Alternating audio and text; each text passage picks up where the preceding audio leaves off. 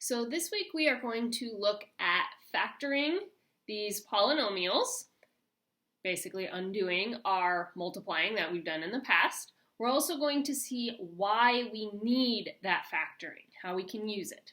So before we start with factoring, let's remember how multiplying worked. So let's say we're going to multiply x plus a times x plus b. So you could use the table method, you could use FOIL. I'm going to do FOIL. A and b could be any numbers. So I'm just leaving them as a and b for now. So when I FOIL, I'm going to get x squared plus bx, remember b is just some number, plus ax, a is just some number, plus ab, which would give us yet another number. Now when we look, those two in the middle are still like terms because they have x. A and b, remember, we're just saying there's some numbers. So I've got this x squared plus whatever a plus b is, plus whatever a times b is. Now, when we go to factor, we're starting here, and we want to end up here. So we're undoing that multiplication. We're trying to break it down into its pieces. Just like if you had, for example, the number 6, well, 6 is the same thing as saying 2 times 3. We've factored it. We've broken it down into its pieces. That's what we're going to do with our polynomials. When we do this, we're going to use what a lot of people call the table method, because we're going to create a table to help us keep things organized. So the first problem that we are going to look at is factoring n squared plus 22n plus 120.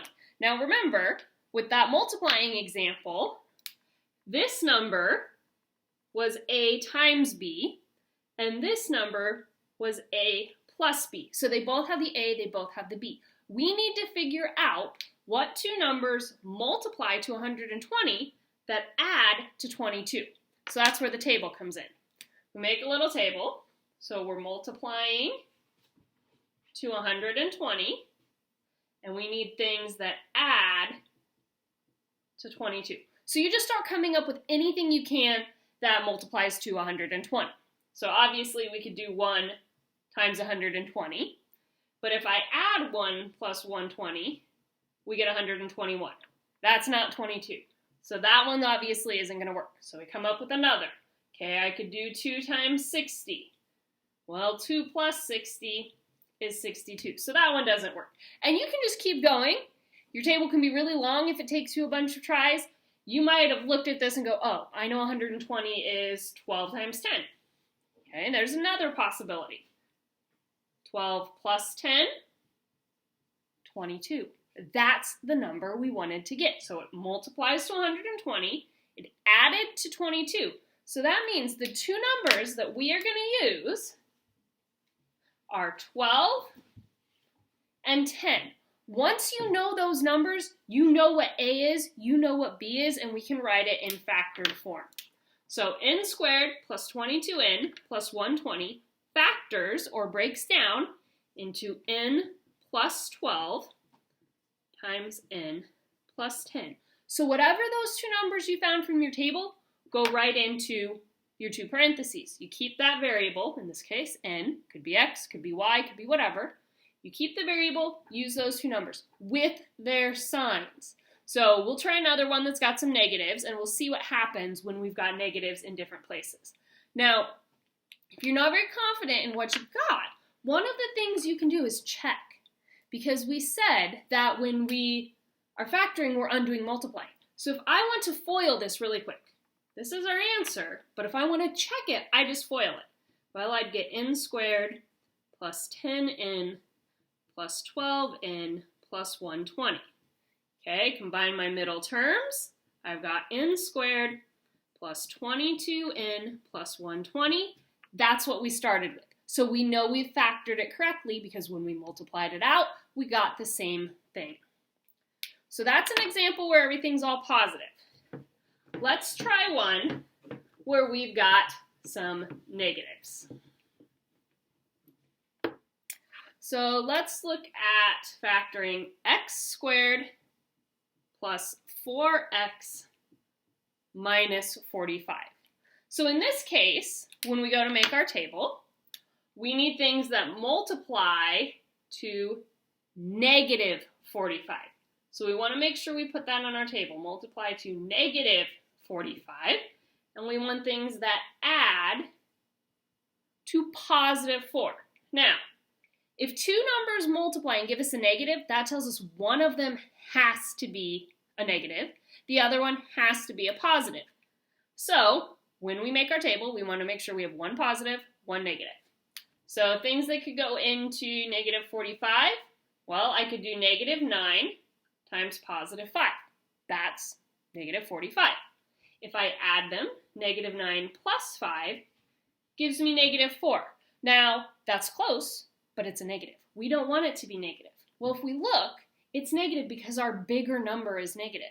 So if the only thing that's wrong is my sign when I'm doing the addition part, that just tells us we need to flip the signs. So I'm going to use positive 9 times negative 5. That's still negative 45, but when I add them, positive 9 plus negative 5 gives me positive 4. That's what we wanted. We've got it. So our numbers we're going to use for this one are negative 5 and positive 9. And it doesn't matter which order you put them in. You just have to make sure you have those two numbers. So when we go to write this in factored form, we'll have an x minus 5 and x plus 9. We keep that sign. That goes right into our parentheses. So the negative 5 looks like x minus 5. The positive 9 looks like x plus 9. And there's our answer. Now we have 4 different types of situations that you're going to get overall when you are factoring based on the signs. So here's your 4 situations. When we're looking at this, if we have x squared plus, we'll call it bx plus c. So b and c are just some numbers. So if these are both positive,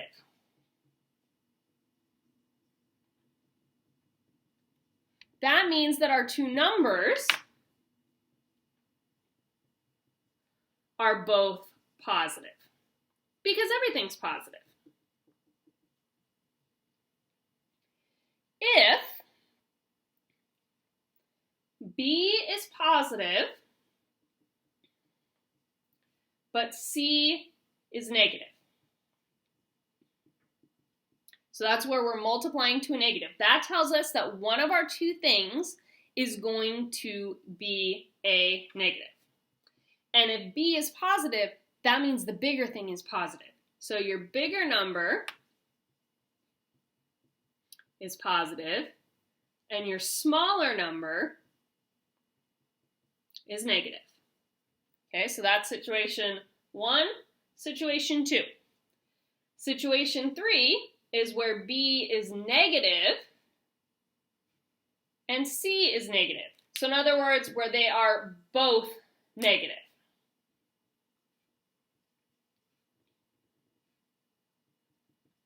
Once again, c is negative, so one has to be positive, one has to be negative. But if this is also negative, that means the bigger one is negative.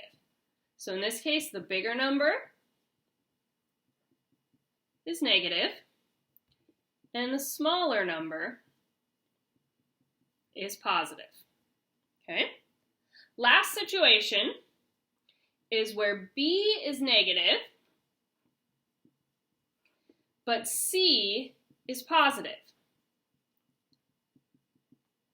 So when we're multiplying two numbers and we get a positive, that means either both numbers were positive, like our first case, or both numbers are negative.